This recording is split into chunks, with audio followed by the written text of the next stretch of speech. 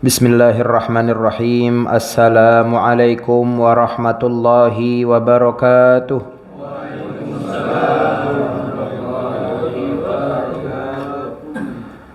Alhamdulillah.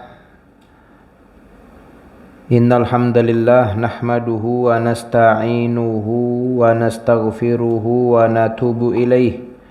Wa na'udzu billahi min syururi anfusina wa min sayyiati a'malina. May yahdihillahu fala mudhillalah wa may yudlil fala hadiyalah. Asyhadu an la ilaha illallah wahdahu la syarikalah wa asyhadu anna Muhammadan abduhu wa rasuluhu la nabiyya wa la rasula ba'dah. Allahumma salli afdalas salati wa azkat taslim ala sayyidina wa habibina wa syafi'ina wa qurrati a'yunina wa imamina wa nuri qulubina wa maulana Muhammad sallallahu alaihi wasallam wa ala alihi wa sahbihi ajma'in wa man ittaba'a sunnatahu bi ihsanin ila yaumiddin wa anna ma'ahum bi rahmatika ya arhamar rahimin. Subhanaka la ilma lana illa ma 'allamtana innaka antal alimul hakim. Rabbishrah li sadri wa yassir li amri wahlul 'uqdatam min lisani yafqahu qawli. Amma ba'd, fa'a'udzu billahi minasyaitonir rajim. Bismillahirrahmanirrahim. Yarfa'illahu alladhina amanu minkum walladhina utul ilma darajat. Wa qala Rasulullah sallallahu alaihi wasallam wa huwa as-sadiqul masduq wa huwa alladhi la yantiqu 'anil hawa in huwa illa wahyun yuha. Qala man salaka tariqan yaltamisu fihi ilman sahalallahu lahu bihi tariqan ilal jannah. Sadaqallahul azim wa sadaqa rasuluhul karim wa nahnu ala dhalika minasyahidin wasyakirin. Alhamdulillahirabbil alamin. Pertama-tama yang sama-sama kita hormati guru kita, orang tua kita yang kita muliakan, yang kita cintai, Ayahanda Kiai Haji Muhammad Nasir Zain MA, barakallahu fi hayatihi.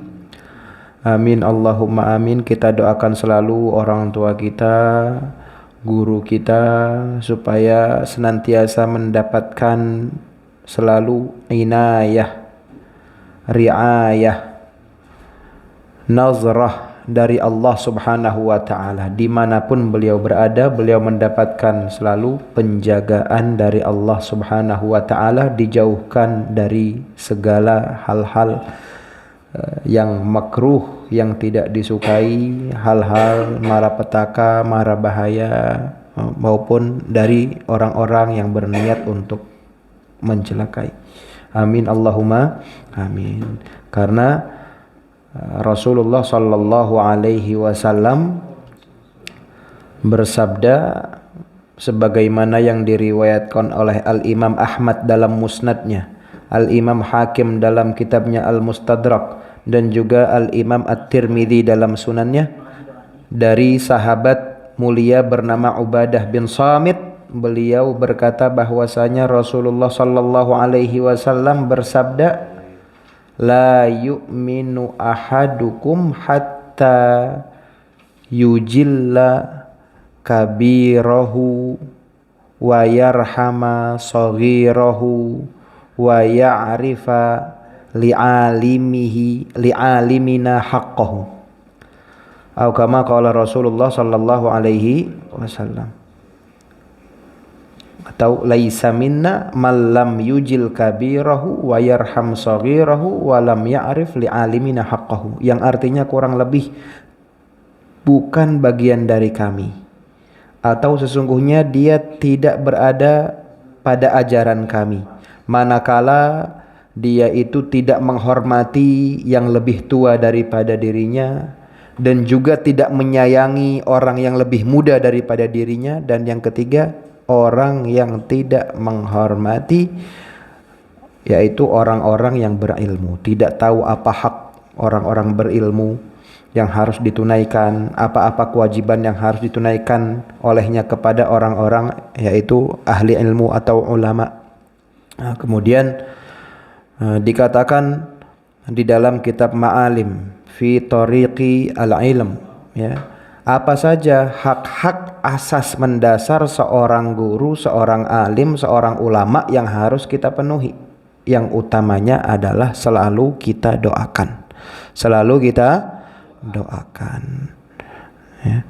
Sebagaimana dalam muqaddimah kitab Majmu' Syarhil Muhazzab, ya, dikatakan di sana bahwasanya Imam Ahmad ibn Hambal, Imam Hambali itu, ya, kalau doa nggak pernah luput doain gurunya siapa? Imam Syafi'i. Nah, itu hak asas yang paling mendasar, ya, seseorang terhadap gurunya, terhadap syekhnya. Kemudian juga selain doa apa? An yuzaru fi hayatihim, selama masih hidup itu sebisa mungkin kita kunjungin, gitu. Kita ziarahin, ya, datengin rumahnya, sowan begitu istilahnya. Wa yu'adu fi maradihim, bila mana sakit kita jenguk. Itu hak-hak asasi seorang guru, hak-hak yang mendasar yang harus kita tahu, kita penuhi. Dan juga wa antusyayya' janaizuhum, dan manakala guru kita, ya syekh kita itu tutup usia, wafat, nah kita ikut sholatkan, kita ikut doakan, kita ikut iring, ya. Maka kita doakan sama-sama orang tua kita, guru kita semua, Ki Haji Muhammad Nasir Zain. Allah Subhanahu wa taala senantiasa berikan kepadanya kesehatan dalam ketaatan, Allah berikan panjang umur, dan Allah semakin memberikan beliau taufik untuk menebar ilmu, menebar manfaat. Amin Allahumma amin. Para asatiz sekalian, para tokoh masyarakat, dan semua hadirin yang dimuliakan dan dirahmati Allah Subhanahu wa taala, alhamdulillah kita bisa kembali ya, berkumpul, muwajahah, tatap muka setelah kita sama-sama sholat maghrib berjamaah. Dilanjut dengan kita, yaitu melanjutkan pengajian kita daripada kitab Riyadhus Shalihin karangan Al-Imam Nawawi radhiyallahu anhu wa ardah. Maka semoga Allah senantiasa berikan kita keistiqomahan untuk selalu mengaji, menuntut ilmu, haus akan ilmu, haus akan kebaikan, ya, supaya apa yang kita katakan, apa yang kita lakukan semuanya berlandaskan yaitu ilmu, berlandaskan Al-Quran, berlandaskan As-Sunnah. Yang tadi sebelum Fatihah sempat kita singgung, kita berdoa memohon kepada Allah Subhanahu wa taala supaya Allah berikan kita istiqomah mengaji, thalabul ilm terutama, ya. Ini kitab yang kita kaji, kitab yang kita baca bareng-bareng, ini bukan sembarang kitab. Ini kitab Riyadhus Shalihin adalah salah satu bentuk keramat atau karomahnya Al-Imam An-Nawawi. Ini fun fact, ya, perlu bapak-bapak sekalian tahu, jamaah sekalian tahu, bahwasanya kitab yang paling banyak dicetak setelah Al-Qur'anul Karim di dunia ini, ya, yang paling banyak dicetak itu apa? Al-Quran. Yang kedua Riyadhus Shalihin. Ya. Ini salah satu bentuk keramat daripada Al-Imam Nawawi. Salah satu indikasi daripada keikhlasan beliau.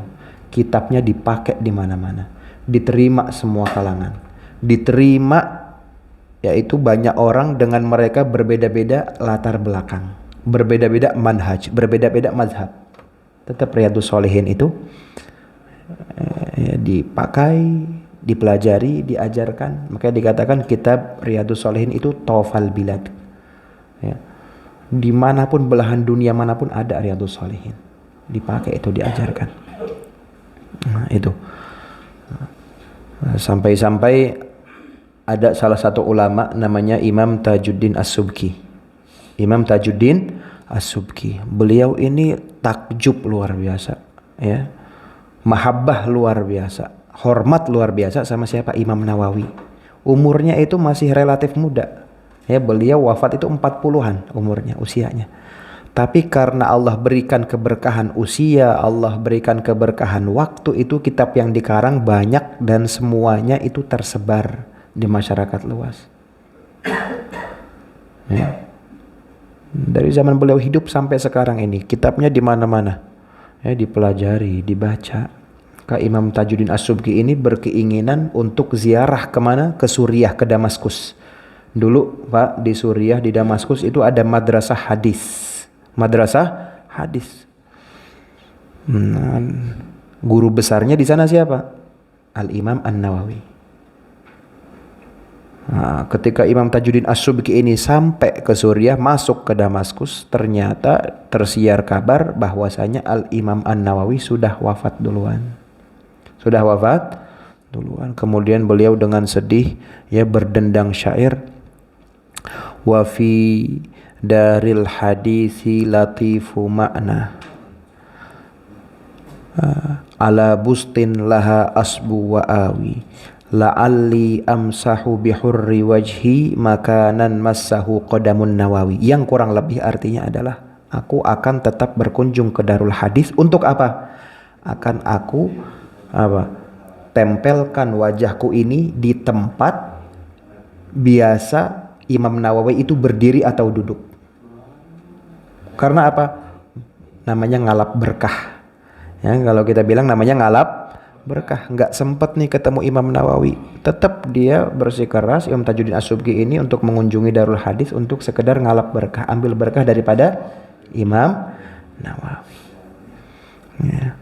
Masya Allah. Maka semoga Allah berikan kita keistiqomahan, kita bisa insya Allah selalu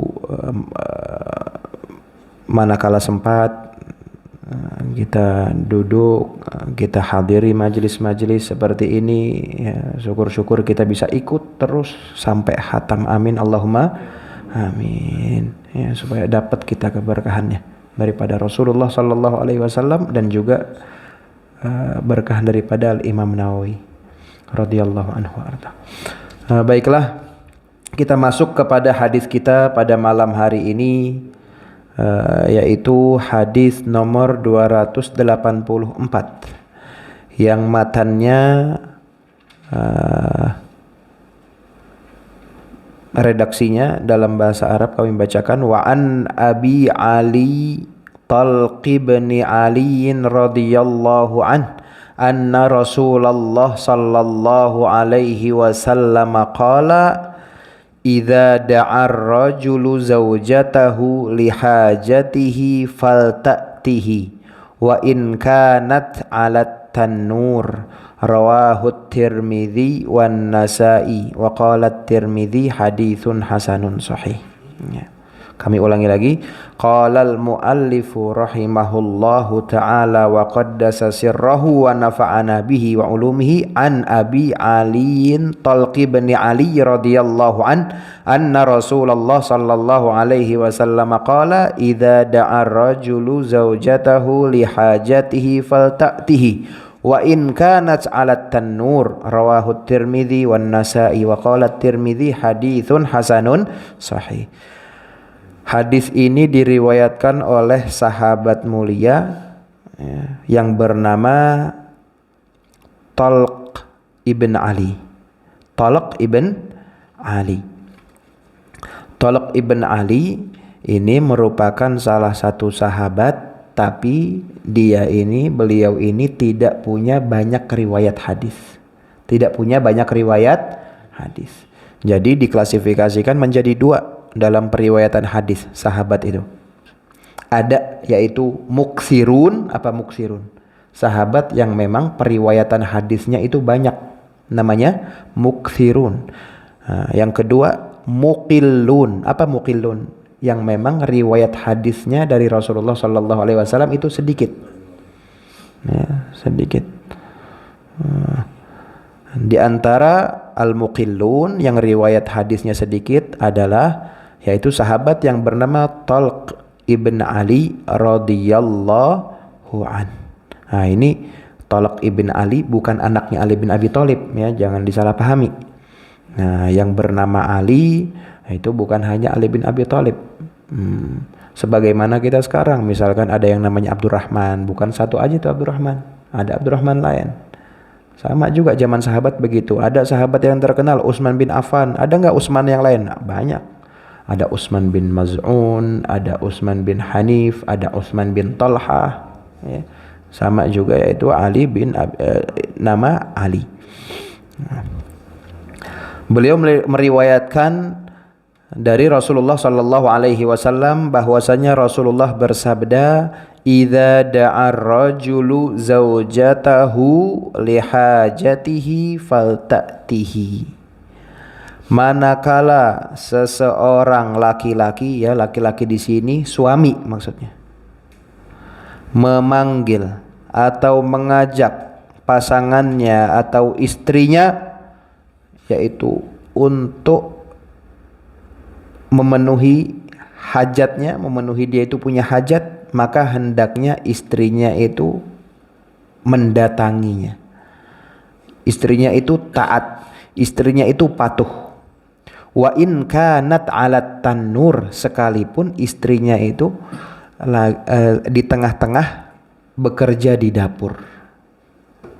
Sekalipun istrinya itu di tengah-tengah bekerja di dapur, sedang bekerja di dapur. Tanur, tanur itu dalam bahasa Arab artinya seperti apa ya? Tanah liat gitu. Oven tapi tradisional, dia itu dari batu, tanah liat. Untuk buat apa? Untuk buat roti. Untuk buat roti. Ya kalau di kita ini, kalau kita konversikan zaman sekarang, ya lagi masak lah gitu. Lagi di dapur. Ya. Manakala seorang suami ya mengajak istrinya, memanggil istrinya untuk memenuhi dia itu punya hajat, hendaknya istrinya itu mendatanginya. Hendaknya istrinya itu mematuhinya, sekalipun dia itu sedang dalam pekerjaan di dapur. Nah, apa fiqhul hadis? Pelajaran-pelajaran ibrah yang bisa kita ambil daripada hadis yang baru saja kita bacakan. Yang pertama adalah pentingnya hak adami. Hak adami. Kita ini dalam hidup nggak cukup dengan hablum minallah, tapi juga hablun minan nas. Hak-hak sesama hamba Allah itu tidak bisa kita sepelekan dan tidak boleh kita sepelekan. Apalagi terlebih lagi hak seorang istri. Begitu juga sebaliknya hak seorang suami. Ya, kita harus tahu apa saja hak seorang istri. Istri pun sebaliknya harus tahu apa saja hak seorang suami. Nah, jadi kalau kita itu berbekal diri sebelum kita itu menikah, sebelum kita itu melangsungkan pernikahan, ya kita berbekal diri apa saja kewajiban seorang suami, apa saja hak istri, istrinya juga tahu apa saja kewajiban seorang istri, apa aja hak suami, itu yang membantu untuk pernikahan kita itu apa? Langgeng. Untuk pernikahan kita itu harmonis, sakinah, mawaddah, warahmah. Sekecil apapun yang kita katakan, sekecil apapun yang kita lakukan, itu selalu usahakan ada landasan, ada pondasi ilmu. Makanya Al-Imam Bukhari, kalau kita baca kitab Sahihul Bukhari, di antara salah satu babnya apa? Al-ilmu qoblal qawli wal amal. Salah satu bab yang ada di kitab Sahih Bukhari apa? Al-ilmu qoblal qawli wal amal. Ilmu dulu sebelum perkataan maupun perbuatan. Apapun, sekecil apapun perkataannya, sekecil apapun perbuatannya. Lebih-lebih lagi nikah. Nikah itu disifati dalam Al-Quran apa? Misaqon golizo. Itu ibadah yang sakral. Ya.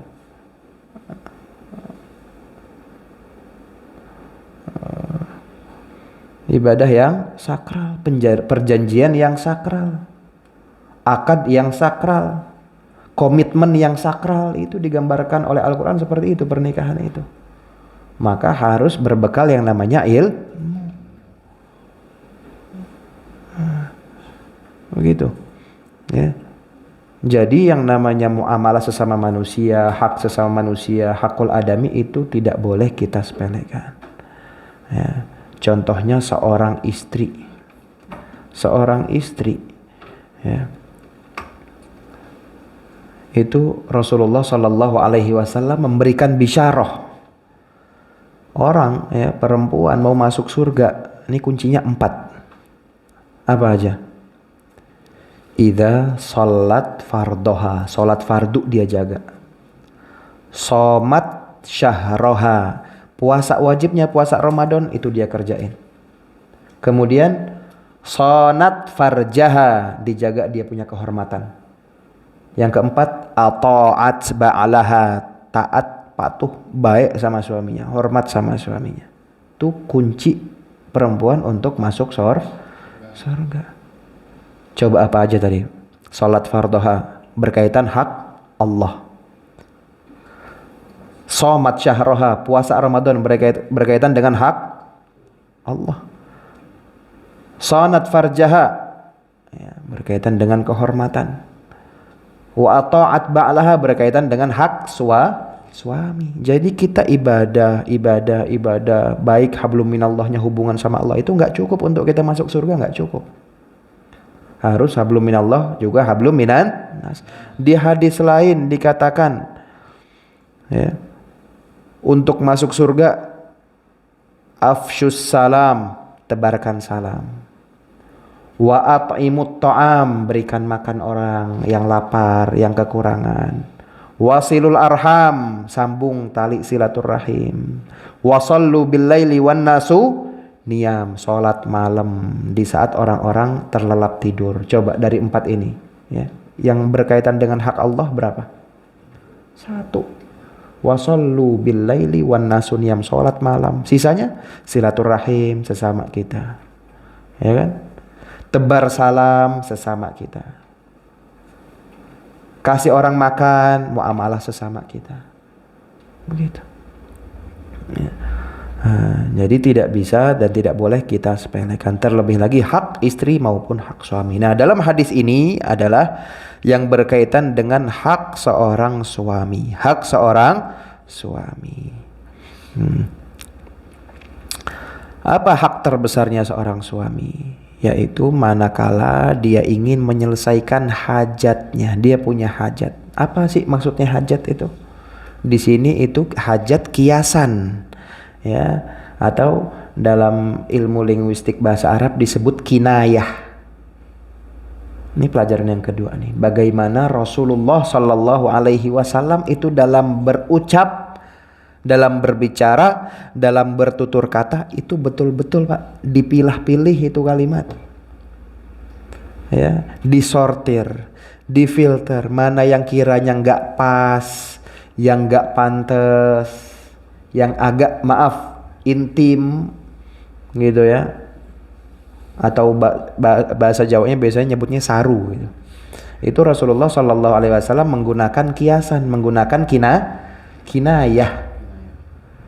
Yang dimaksudkan hajat di sini, ya, kebanyakan ulama berpendapat itu adalah kiasan daripada jima', hubungan suami istri. Sebagian lagi mengatakan di sini hajat itu utamanya jima', tapi bukan hanya jima', hajat apapun. Misalkan suaminya itu memerintahkan sesuatu yang baik, ya, suaminya itu sakit minta tolong, itu kan hajat juga tuh. Tapi utamanya adalah hajat yang dimaksudkan di sini, yaitu manakala suami pengen menyelesaikan dia itu punya hajat, gitu, bersyahwat. Ya nggak apa-apa, istrinya halal buat dia. Ya.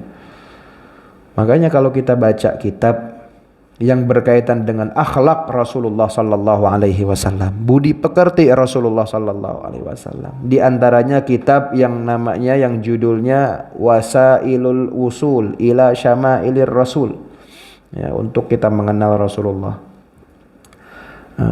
Itu yang dikarang oleh Al-Imam Yusuf ibn Ismail An-Nabhani. Dalam kitabnya beliau menyebutkan bahwasanya kana Rasulullah Sallallahu Alaihi Wasallam yukanni amma yustahya minhu. Rasulullah kalau ada kata-kata yang kiranya kurang pantas dikatakan di depan umum, itu beliau menggunakan kiasan. Rasulullah ini malunya luar biasa.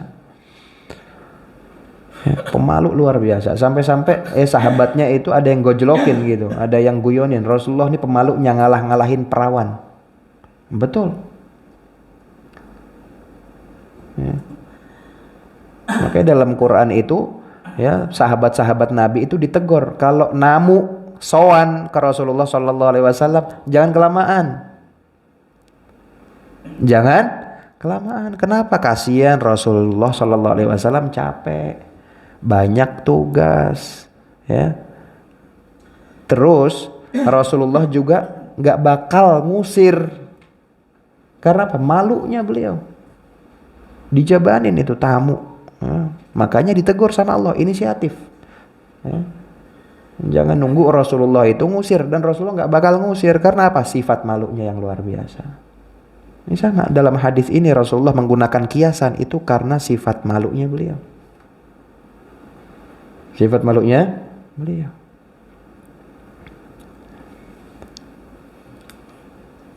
Disebutkan bahwasanya Sayyidatuna Aisyah radhiyallahu anha, istri tercinta baginda Rasulullah sallallahu alaihi wasallam, ya, ini ilmu. Saya dalam hidup menjalani rumah tangga dengan Rasulullah sallallahu alaihi wasallam, sekalipun saya nggak pernah lihat kemaluan Rasulullah sallallahu alaihi wasallam. Sekalipun nggak pernah lihat kemaluan Rasulullah sallallahu alaihi wasallam. Ya. Kenapa? Yang pertama karena sifat malunya Rasulullah sallallahu alaihi wasallam. Sifat malunya Rasulullah sallallahu alaihi wasallam. Ya, ketika khalwat Rasulullah itu nggak pernah buka baju gitu, nggak pernah. Ya, sekalipun mandi diriwayatkan Rasulullah, para sahabat dan salafun saleh, mereka itu pakai apa? Basahan, pakai telesan. Sekalipun ketika mandi. Makanya tahu nggak kisahnya Rasulullah Shallallahu Alaihi Wasallam ketika wafat akan dimandikan itu gimana? Nah, Rasulullah ketika wafat gimana itu Pak? Dimandiin ya? Dibuka bajunya?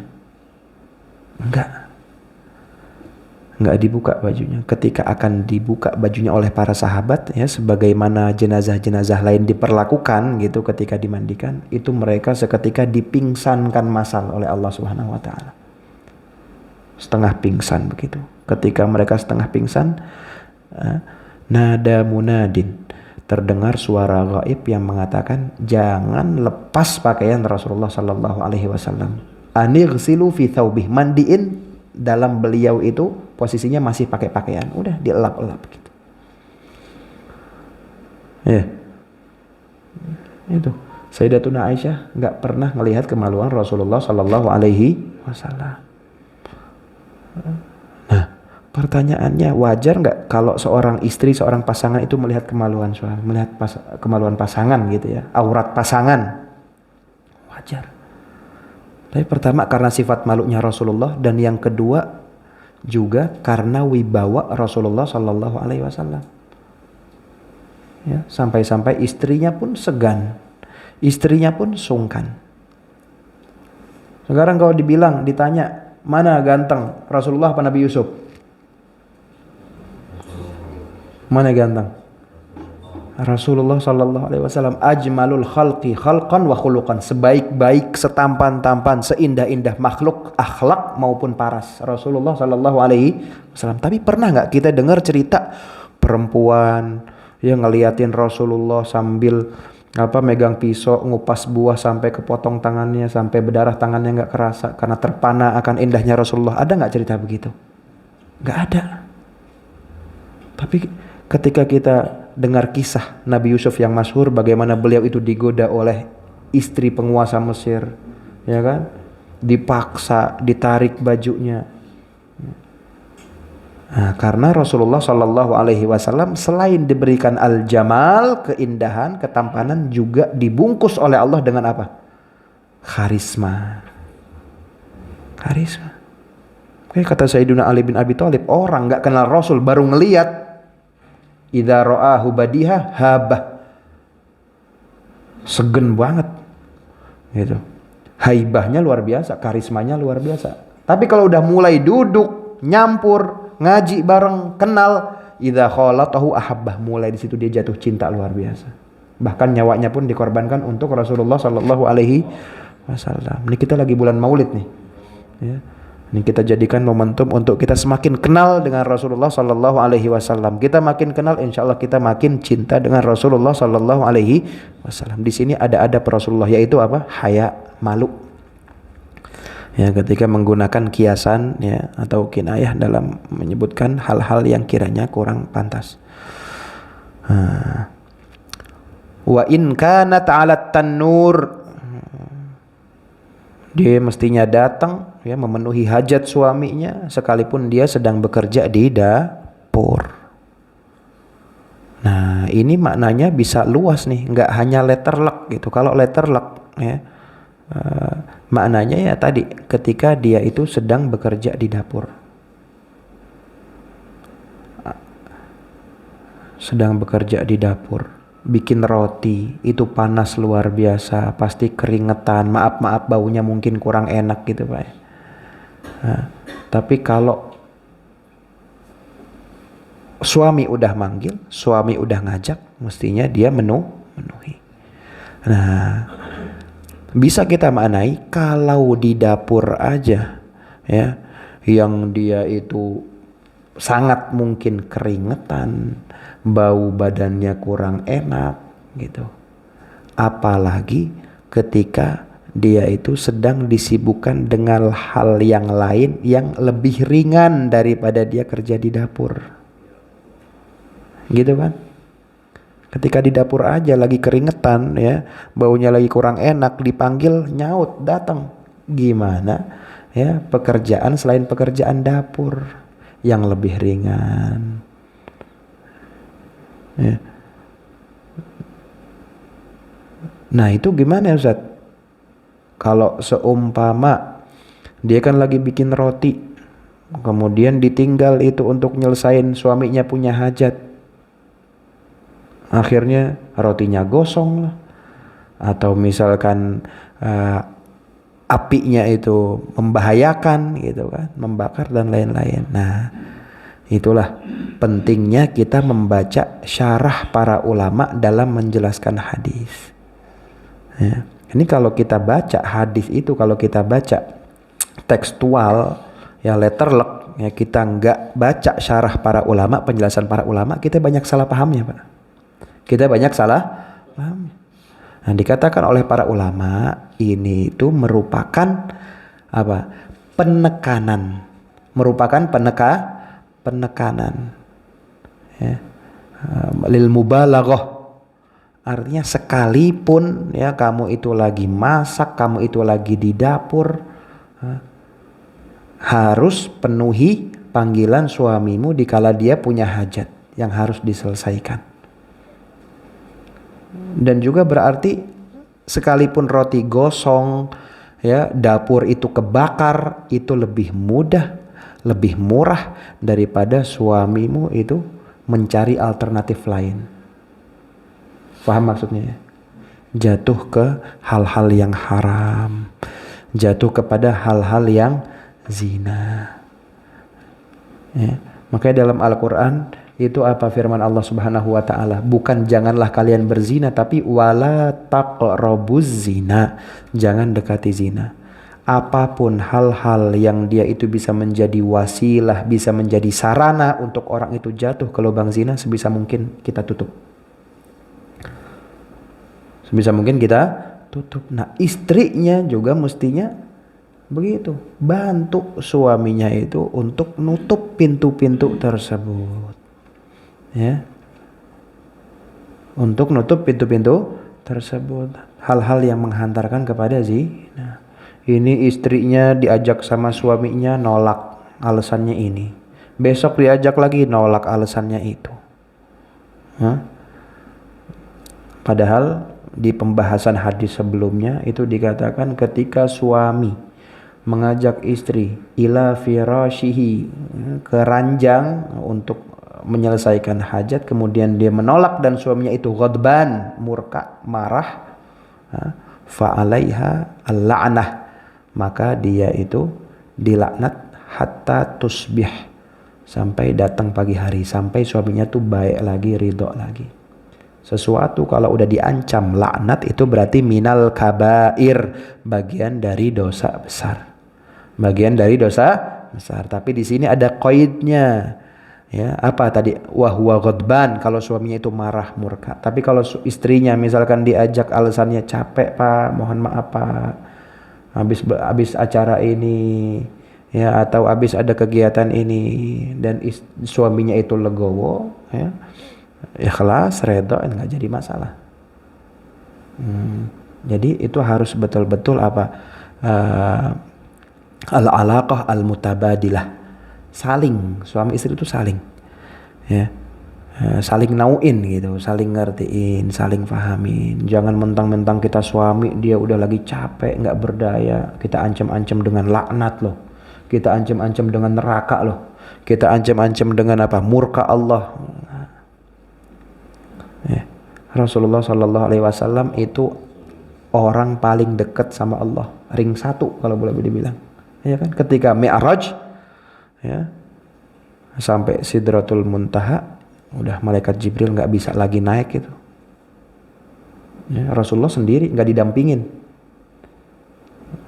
udah beda makomnya. Tapi sekalipun begitu, nggak ada yang namanya beliau itu melaknat istrinya, menghardik istrinya, mengancam-ngancam istrinya, itu nggak ada. Sayyidatuna Aisyah lagi marah sama Rasulullah, diapain? Hidungnya dicubitin. Ya Uwais, Uwais. Apa artinya Uwais? Ya, Uwais itu panggilan manjanya Sayyidah Aisyah. Oh, marah gitu. Itu seorang Rasulullah, utusan Allah, kekasih Allah, itu begitu lembutnya. Luar biasa. Nah, kita dikit-dikit ngancem neraka, kita dikit-dikit ngancem apa, laknat. Ya, jangan begitu juga. Ya. Nah, inilah luar biasanya kita punya agama, yaitu agama Islam. Semuanya itu ada tuntunannya. Hubungan suami istri ada tuntunannya. Ya, perjalanan pernikahan itu ada tuntunannya. Hatta kita selesai buang hajat, maaf, cebok, itu ada tuntunannya. Itu yang orang-orang kafir, orang-orang musyrik itu heran, sampai nanya ke sahabat namanya Salman Al-Farisi. Ya Salman, yu'allimukum nabiyyukum hattal khira'ah. Ajib, Salman, kalian dalam Islam itu diajarkan segala sesuatu, masa sampai cebok kayak diatur? Nah, kita jangan ngerasa terkekang, jangan ngerasa terikat. Justru kita bersyukur, kita hidup ini udah ada rambu-rambu, udah ada rambu-rambu, luar biasa, ya. Makanya ketika Rasulullah itu haji wada, turun ayat apa? Al-yauma akmaltu lakum dinakum. Alhamdulillah, sudah disempurnakan kita punya agama nih. Tinggal ngikutin, tinggal kita ngaji, tinggal kita baca. Yang gak ada istilah terlambat. Yang namanya ngaji, nuntut ilmu itu sampai mati. Bagaimanapun kita, bagaimanapun keadaan kita, jangan berhenti ngaji. Jangan berhenti. Ini berapa menit lagi, Pak Haji? 5 menit. Ayat dari Al-Quran yang pertama kali turun apa, Pak? Surat Al-Qalam. Iqra. Apa arti Iqra? Bacalah. Pernah gak kita renungin kenapa ayat yang pertama turun itu Iqra? Bukan sembahlah Allah, atau tunaikanlah sholat, atau apa misalkan berbaktilah kepada orang tua, atau yang lain-lainnya. Kenapa ayat yang pertama kali turun adalah Iqra?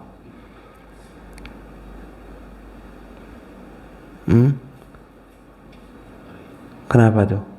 Karena nggak ada yang namanya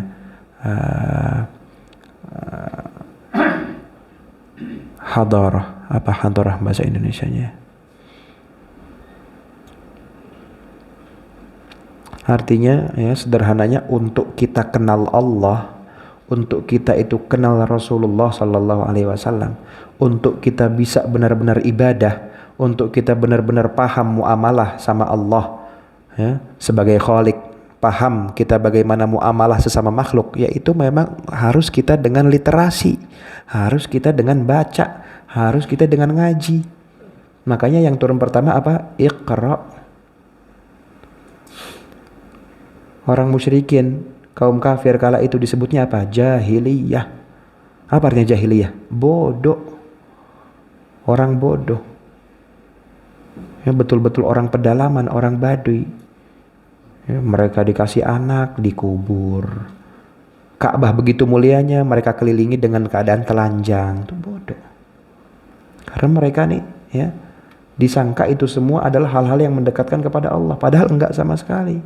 Karena apa? Mereka maunya ibadah tapi enggak tahu tata caranya. Kenapa? Merekanya itu enggak belajar.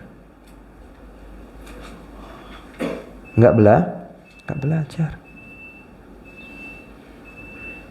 Di akhir surat Al-Alaq apa bunyinya? Fasjud waqtarib.